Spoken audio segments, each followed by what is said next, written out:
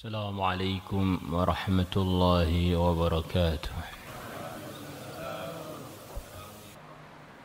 Teman-teman semua, ini sekelumit cerita. Ini kita bukan mau bayan, mau sedikit membaca surat dari Maulana Ilyas Barabangki yang mensyarahi Hayatus Sahabah itu. Untuk nasihat untuk pertemuan ini, sekelumit nasihat dari beliau. Jadi dulu tahun 83, ini sekelumit cerita biar kita bisa sekelumit memahami kronologi permasalahan kebaikan. Nah, ada rombongan bergerak 1,5 tahun di Jawa, mulai dari Banyuwangi sampai ke Jakarta kalau nggak salah. Yang rombongan itu dipimpin oleh Profesor Maulana Abdus Sobur.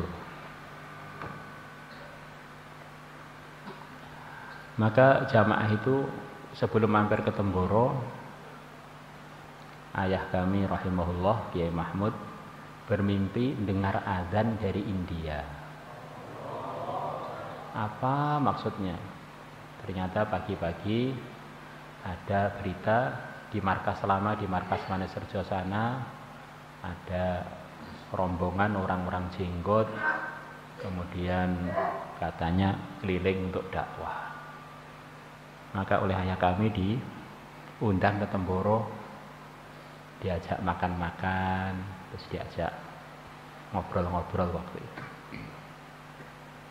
Ayah kami waktu itu bilang pada saya, pada anak-anaknya, kok masih ada ya zaman akhir nih orang keliling-keliling dakwah pakai duit sendiri, Masya Allah. Nah.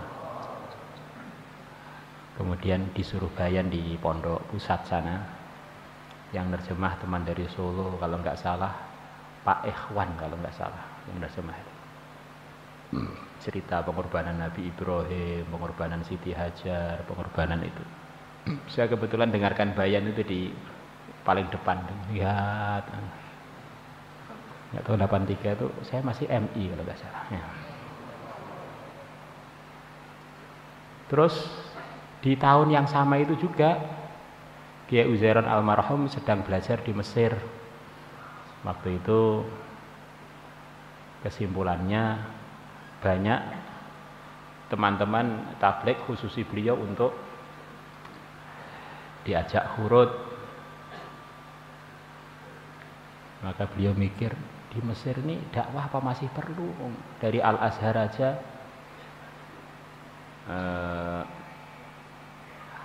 tayangan mengenai agama itu ada minimal 5 kali, mengenai sejarah, mengenai tafsir, mengenai tajwid, mengenai ahkam, mengenai nasihat-nasihat.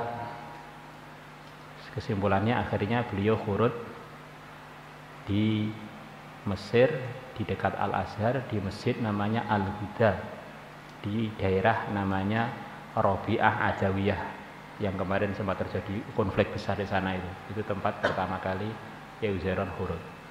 Waktu kemarin demo-demo di Mesir, termasuk tempat yang paling banyak berdarah-darah di Robiah Adawiyah itu. Selepas kurang jelas di Robiah Adawiyah.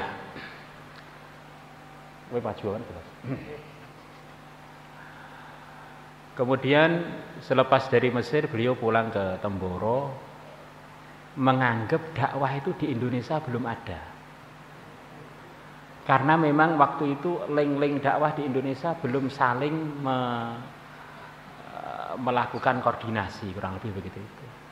Akhirnya semua santri setiap hari libur, hari Jumat, bergilir dikeluarkan 1 hari. Semua santri suruh menghafal 6 sifat, ditempelkan di pondok. Rombongannya selalu saja jalan kaki, pakai bawa kompor sendiri, bawa lampu petromat waktu itu. keliling di sekitar kampung sini. rombongannya kadang-kadang 40 orang, kadang-kadang 50 orang, kadang-kadang 100 orang. Kenapa beliau bergerak? Beliau cerita pada ayah kami, Pak, khurut itu penting. Pentingnya piye? Itu waktu saya khurut 3 hari di Al-Azhar, itu orang-orang yang di samping Al-Azhar itu ternyata banyak yang gak sholat. Dengan Al-Azhar hanya jarak setengah meter, 1 meter, banyak gak sholat. Kalau di Mesir aja perlu, apalagi di Jawa. Maka ternyata benar teman-teman kami kerja, teman-teman kami di sawah itu kita nggak pernah nanya sholat mereka, banyak yang belum sholat, atau sholatnya itu sering absen gitu. Itu berjalan sampai kurang lebih 1 tahun berjalan di Temborok 1 tahun. Ternyata ada teman-teman dari Solo datang, di Solo sudah ada, teman-teman di Jakarta datang, di Jakarta sudah ada. Akhirnya ada koordinasi.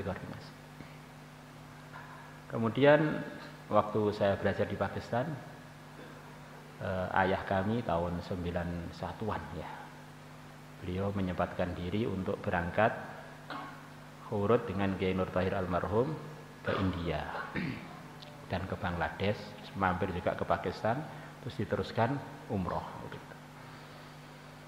Maka ketika di India ketemu Sayyid Amul Hasan, ketemu dengan masyayikh yang lain. Beliau waktu itu di sana mimpi ketemu guru beliau. Ayah kami punya banyak guru, diantaranya Syekh Abu Amr, pesantrennya di Madiun sana, di daerah Bacem. Yang terkenal beliau ini seorang yang banyak karomahnya, waliullah. Beliau wafat sudah 25-an tahun sebelum ayah kami berangkat ke Nizamuddin, atau 35 tahun. Dan sebelum beliau wafat bilang, Mahmud, nanti 25 tahun lagi atau 35 tahun lagi saya tak tunjukkan ada gerakan barokah zaman akhir, kamu ikut ya. Maka belum sampai waktu itu ternyata beliau wafat. Maka akhirnya ketika beliau di India pas 25 tahun kewafatannya atau 35 tahun, beliau kaget ketemu guru beliau di sana. Loh, Mahmud, kamu kok di sini? Iya, kamu sudah tak tunggu lama loh di sini. Ini gerakan barokah yang saya janjikan pada kamu itu, ya ini kamu ikut ya. Akhirnya ya kami sewenang dengan jamaah tabligh itu dengan pemahaman ala pesantren, ini gerakan barokah. Maka beliau ya ala pesantren bilang pada Sayyid Amul Hasan, minta ijazah dakwah, bukan minta mau khurut, mau ijazah dakwah. Karena kalau orang dakwah itu kan sudah banyak orang dakwah, tapi ini termasuk bagian dakwah yang barokah. Pemahaman pesantren itu beda, ini minta ijazahnya. Maka di India sana itu ada seorang syekh besar yang hampir seluruh ulama India ngambil ijazah dari beliau. Namanya Syekh Abdul Qadir Raiduri. Itu para masyayikh ngambil dari situ. Dan ini ijazahnya itu ajaib. Ijazah untuk mengamalkan Islam. Padahal itu kan sudah diijazahkan oleh Rasulullah tuh. Kenapa kok begitu? Karena beliau dianggap di zamannya orang yang paling takwa di waktu itu di kalangan ulama.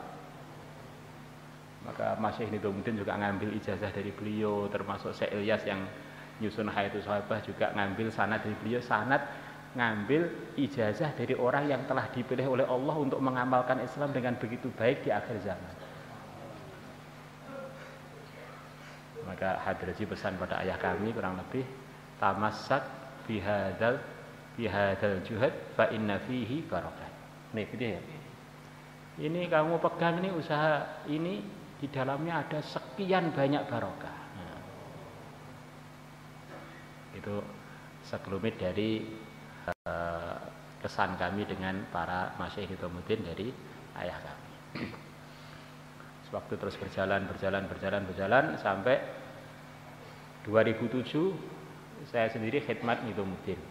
Khidmat 2 bulan bersama Pak Zuhri, bersama Pak Makmun, Maulana Makmun, dan bersama kalau nggak salah itu yang dari Bengkulu, Ustadz Faisal dan beberapa yang lain. Di sana khidmat, terus kami mikir-mikir di Nidhamuddin itu kira-kira siapa syekh yang bisa saya ajak dialog mengenai cerita-cerita yang menarik mengenai dakwah itu siapa. Maka saya tanya-tanya, ini yang mengsarai Hayatus Sahabah itu Maulana Ilyas Barabangkawi itu masih hidup apa tidak? Masih. Terus di mana tempat beliau? Di atas, di tingkat 2. Beliau sekarang jadi mudirnya Madrasah Kasyiful Ulum Nidhamuddin. Jadi pimpinan Madrasah Nidhamuddin. Maka saya ziarah pada beliau, kenalan, yang kenalan itu berkelanjutan sampai sekarang. Beliau cerita bahwa saya ini adalah hasil taskilannya Syekh Yusuf sendiri. Waktu itu di Uban ada undangan dari markas Nidhamuddin, kalau kalian libur mampir ke Nidhamuddin, coba ngerasakan khurut di Nidhamuddin. Maka kami waktu liburan kami khurut ke Nidhamuddin dengan beberapa teman. Dijemput sendiri oleh Syekh Yusuf di stasiun katanya. Saya dijemput sendiri oleh Syekh Yusuf stasiun, kemudian saya khurut kalau saya nggak salah 40 hari pertama. Lepas khurut, beliau cerita zaman Syekh Yusuf itu semua bayan di Nidhamuddin orangnya yang bayan berdiri. Di bayan pakai kursi itu baru-baru saja. Syekh Ilyas dulu ceritanya juga bayannya berdiri. Dan memang itulah yang diceritakan dalam hadis-hadis, kalau Nabi ceramah, Nabi bersabda selalu qoma khotiban. Beliau berdiri untuk berkhutbah. Kadang-kadang orang kalau nggak tahu cerita kan dikira yang paling sunnah itu adalah duduk begini. Syekh Yusuf, Syekh Abdul Wahab rahimahullah itu kalau bayan selalu berdiri, selepas beliau sepuh baru duduk. Maka justru ceramah-ceramah berdiri itu adalah bagian dari yang hampir selalu dikerjakan oleh Rasulullah SAW. Maka selepas saya wafsi, beliau antar sendiri lagi rombongan kami sampai ke stasiun. Akhirnya saya terkesan dengan akhlaknya Syekh Yusuf itu. Akhirnya selepas saya selesai ngaji, saya khurut 3 tahun. Di negeri Ajam, di negeri Afrika, di negeri Arab.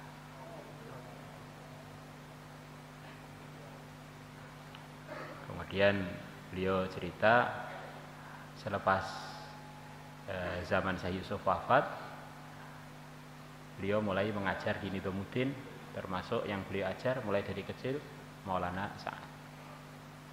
Saya sangat akrab dengan Syekh In'amul Hasan. Suatu hari beliau manggil saya, Ilyas, ini Hayatus Sahabah tinggalannya Syekh Yusuf, ini belum ada harokatnya, belum ada sarahnya. Ini saya lihat kamu punya kecakapan dalam urusan hadis, urusan nyarai hadis. Kamu konsentrasi menyiapkan Hayatus Sahabah 3 jilid ini ya. Ya, siap. Maka saya mulai, kata beliau, saya mulai meluangkan waktu untuk membuat harokat-harokatnya Hayatus Sahabah. Sampai 37 tahun. 37 tahun kurang lebih. Apa saja pengalaman antum dengan Syekh In'am? Pengalaman saya ini pernah mimpi putra beliau Maulana Zubair ngaji pada saya. Maka saya sampaikan pada ayahnya, Syekh, saya kok mimpi putra antum Mulwi Zubair ngaji pada saya. Apa takwilnya? Enggak usah ditakwili. Maka Maulana Zubair dipanggil, Zubair, kamu harus ngaji pada ini Syekh Ilyas. Padahal Syekh Zubair sudah selesai ngaji, suruh ngaji kepada Maulana Ilyas. Maka Maulana Sa'ad, Maulana Ilyas itu, Maulana Zubair ini muridnya Maulana Ilyas Barakallah. Kalau Syekh Sa'ad mulai kelas 1 sampai daurah, kalau Maulana Zubair kurang lebih privat gitu, suruh privat kepada Maulana Ilyas Barakallah.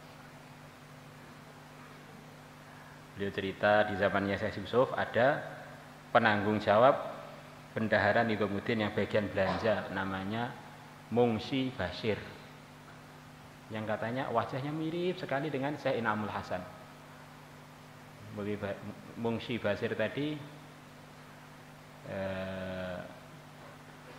mendatangi Syekh Yusuf, kata Maulana Ilyas bilang, Syekh, saya tadi sholat di Nizamuddin itu kok di samping saya ada Nabiullah Khadir ikut sholat. Maka itu disampaikan kepada Syekh Yusuf. Maka Syekh Yusuf senyum, tidak menanggapi laporannya Mungsi Basir. Jadi kata para ulama, kalau tempat itu pernah dihadiri Nabiullah Khadir, itu tempat itu kumpulannya orang-orang ikhlas biasanya gitu.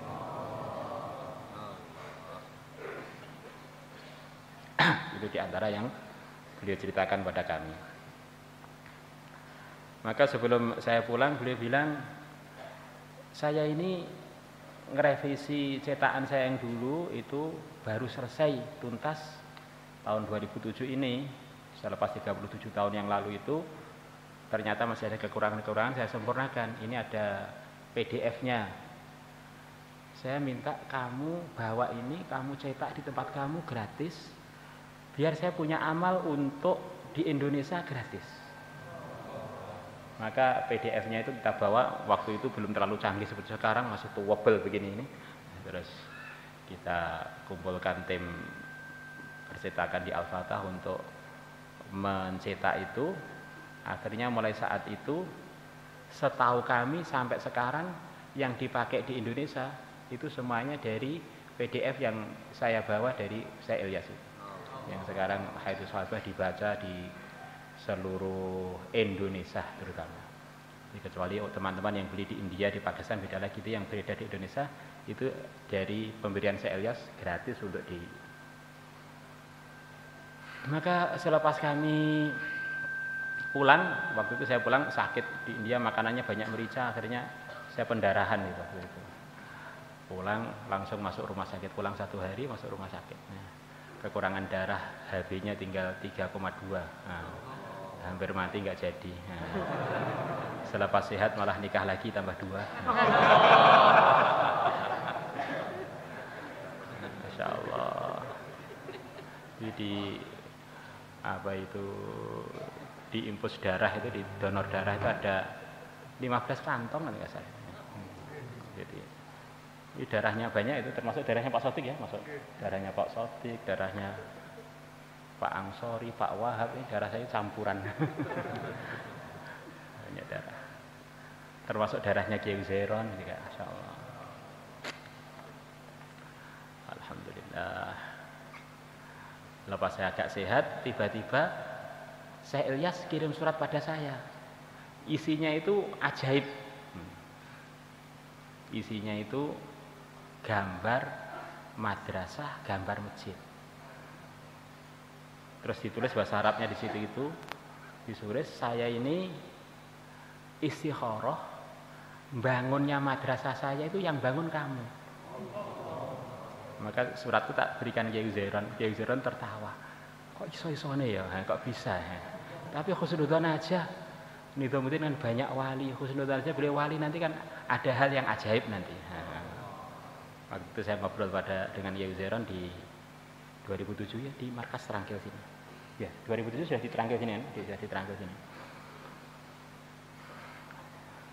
Ternyata di minggu yang sama ada teman kami dari Mekah, dari Jeddah, namanya Fauzi, aslinya orang Mesir, datang ke sini untuk khurut 40 hari. Dan Fauzi ini termasuk orang kaya. Dia yang bangun hotel-hotel di Madinah. Saya tanya, Fauzi, kamu kenal enggak dengan Syekh Ilyas? Saya barusan dari tempatnya Syekh Ilyas. baru 3 harian yang lalu. Saya Ilyas nggak ngomong apa-apa dengan kamu? Enggak. Kamu mau nggak bangun ini? Itu mana itu Pak Ilyas? Mau. Waktu itu kurang lebih habis 10 ember lah. 10 M lah kurang lebih. Maka langsung di rumah saya depan Terangkil itu, Fauzi, waktu itu belum ada HP begini, rumah saya adanya telepon rumah, terus telepon saya Ilyas, ngomong-ngomong berdua, ternyata istikharah beliau benar, bahwa yang akan bangun tuh orangnya mampir dulu di Temboro. Mampir tok, sebetulnya bukan uang saya gitu ya. Akhirnya dalam masa tidak lama terbangunlah madrasah, terbangunlah itu. Dan dari sana saya tahu bahwa Syekh In'amul Hasan telah menyuruh Syekh Ilyas untuk memondokkan putrinya selama 10 tahun untuk dijadikan penanggung jawab pertama kali pondok putri yang dibimbing oleh Syekh In'amul Hasan. Dan bahkan yang meletakkan batu pertama itu adalah Syekh In'amul Hasan sendiri. Maka cerita itu kan ada bukunya, cerita itu bahwa Madrasah Lil Banat ini ceritanya putra putri kami disuruh mondok 10 tahun oleh Syekh In'amul Hasan untuk jadi penanggung jawab di pondok putri ini, beliau sendiri yang itu. Kemudian saya bawa pulang ke sini. Waktu itu di sini sedang ada pertemuan. Ada salah satu teman kami almarhum, beliau ini termasuk paling nggak suka dengan pondok putri. Nah, nggak ada pondok putri, nggak boleh, itu bid'ah dengan itu. Terus saya temui dengan Yai Zairan dengan itu. Ustaz, ini loh, saya In'am bangun pondok putri. Saya barusan ke sana, calon pondok putrinya belum terlalu jadi ini. Oh iya. Lah saya sudah di mana-mana ngelarang pondok putri, tak anggap itu gak sunnah gitu ya. Terus bagaimana? Nah terserah bagaimana itu.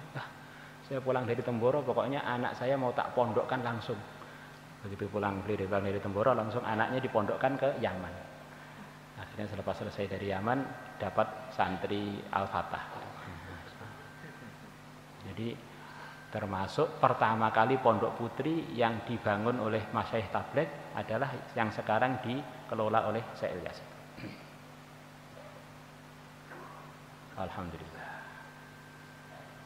Kemudian waktu lockdown kemarin itu, waktu gawat-gawatnya lockdown, Nizamuddin belum bisa program. Sekian lama pondok ini adalah tempat untuk program 24 jamnya Nizamuddin. Mungkin teman-teman yang repatriasi sebagian ada yang mampir ke sana, itu bisa cerita. Saya kemarin tanya-tanya pada yang teman Bandung, teman itu begitu juga, sebelum pulang mampirnya ke sana, dari situ sebagian ketemu Hadraji Maulana Sa'ad, baru kemudian pulang. Beliau nelpon kami, ini alhamdulillah tempat yang dibangun dulu sekarang untuk peralihan sementara program-program Nizamuddin di madrasah itu.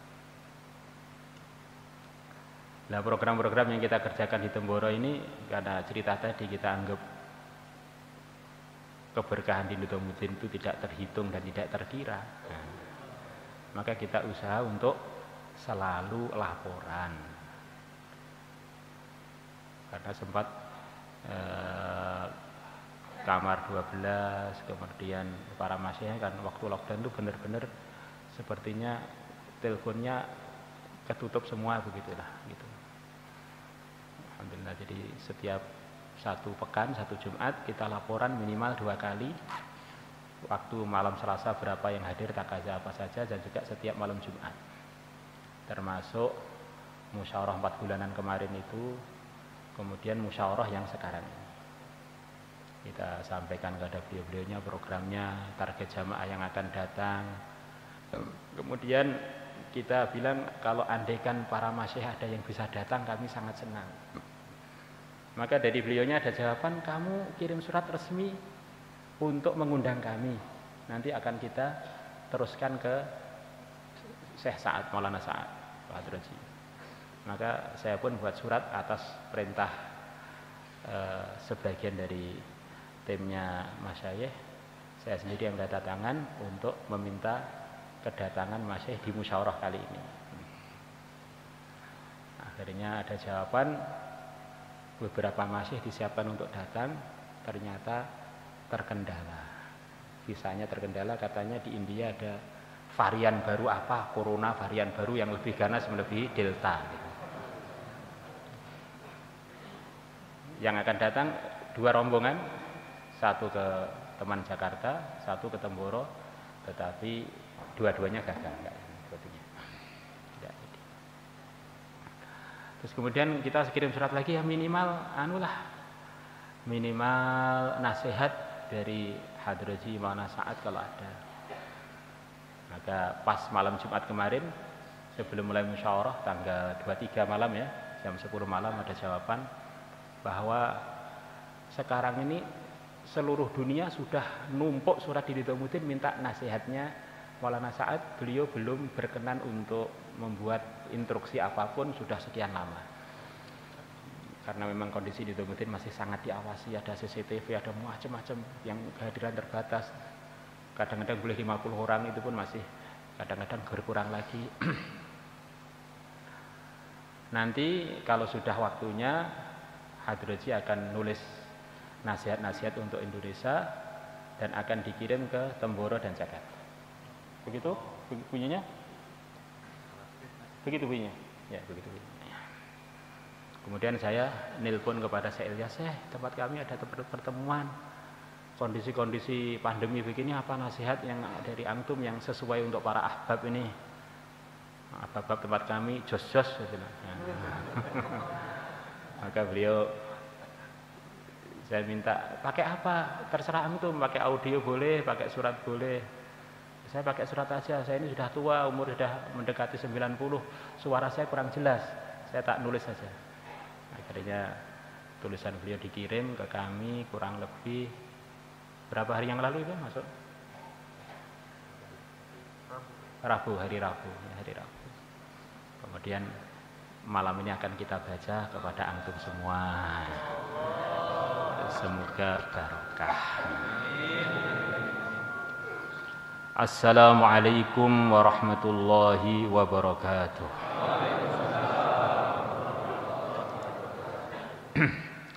Alhamdulillahi wa kafa. Segala puji bagi Allah dan cukuplah Allah sebagai penolong. Wassalamun ala nabiyil mustafa. Dan semoga keselamatan dari Allah atas nabinya yang telah Allah pilih. Wa ba'd.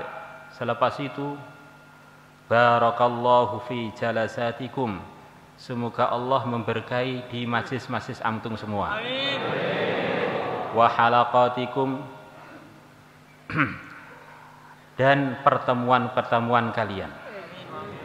Al-mubarakati yang diberkahi oleh Allah. Amin. Wa yahfadzakum dan semoga Allah menjaga kalian semua min kulli maradhin wasu dari segala penyakit dan keburukan. Fa inni maka sesungguhnya aku bihamdillah azza wajal disertai aku muji Allah yang maha tinggi yang maha agung. Sahibtu aku telah bersuhbah Asy-Syaikh Muhammad Yusuf Al-Kandahlawi rahimahullah dengan Syekh Muhammad Yusuf Al-Kandahlawi rahimahullah. Wa Syekh In'amul Hasan rahimahullah dan juga aku telah bersuhbah dengan Syekh In'amul Hasan rahimahullah.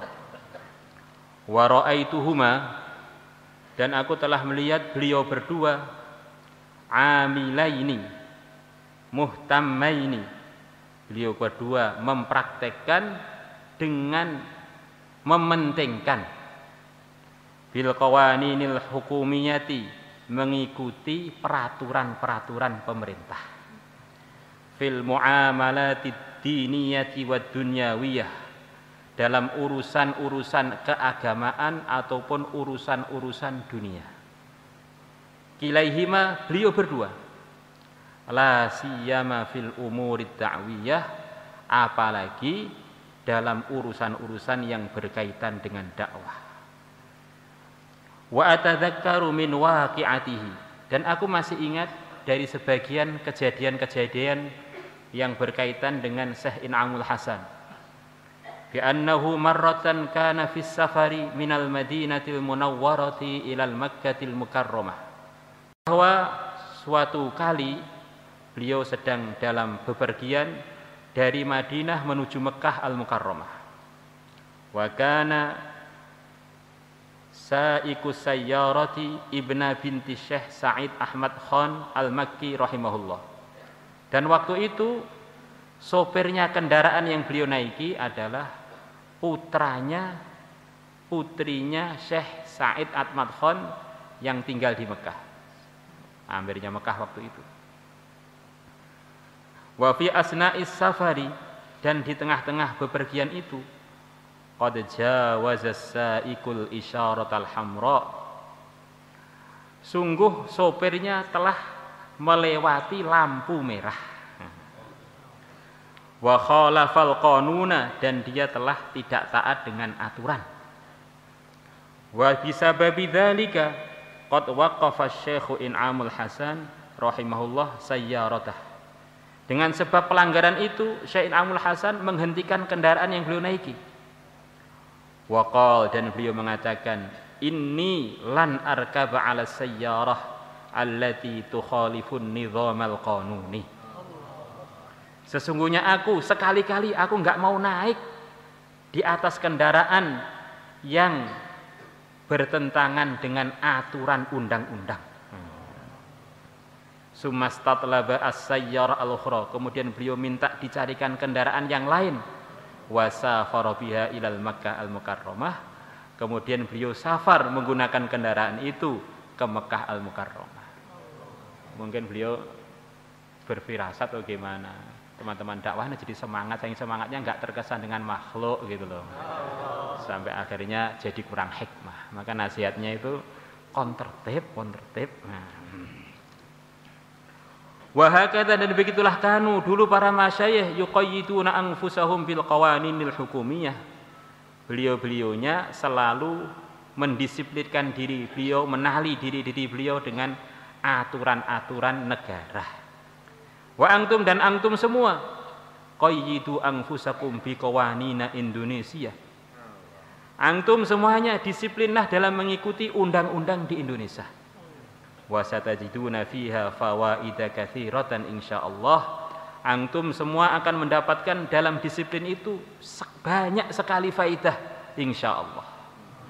Wa ashabul hukumah, nanti orang-orang pemerintahan yuqbiluna alaikum, akan menghadap pada kalian, akan menerima kalian biiqbalin tam, dengan penerimaan yang maksimal insyaallah.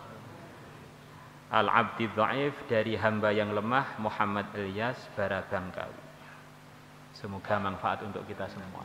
Amin. Itu saja yang bisa kami sampaikan. Nanti diteruskan dengan takaza dan program yang akan alumni yang akan ada pertemuan dengan kami.